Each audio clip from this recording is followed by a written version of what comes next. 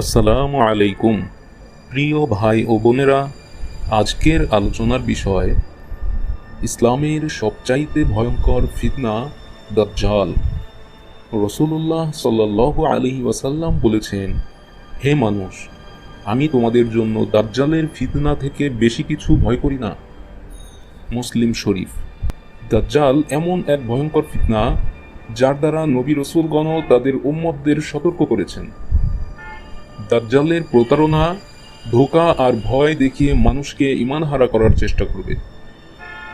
সে হবে একচোখা, তার কপালে লেখা থাকবে কাফির, মুমিনরা তা পড়তে পারবে। সে অসাধারণ ক্ষমতা নিয়ে আসবে, যেমন বৃষ্টি নামাবে, শুষ্ক জমিনকে সবুজ করা, মৃত মানুষকে জীবিত দেখানো।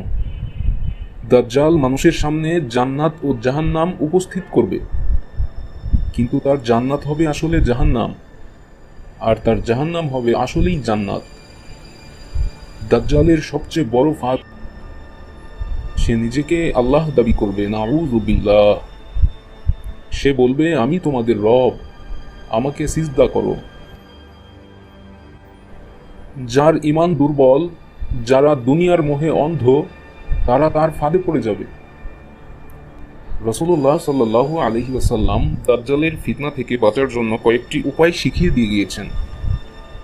তার মধ্যে সূরা কাহাফের প্রথম 10 আয়াত মুখস্থ করা, দাজ্জালের কথা বেশি বেশি স্মরণ করা ও দোয়া করা, মদিনা ও মক্কায় থাকা, কারণ দাজ্জাল সেখানে প্রবেশ করতে পারবে না, তাকওয়া ও ঈমান মজবুত করা। রাসূল সাল্লাল্লাহু আলাইহি ওয়াসাল্লাম দোয়া শিখিয়েছেন, হে আল্লাহ, আমি দাজ্জালের ফিতনা থেকে তোমার আশ্রয় চাই। দাজ্জালের আগমন কবে?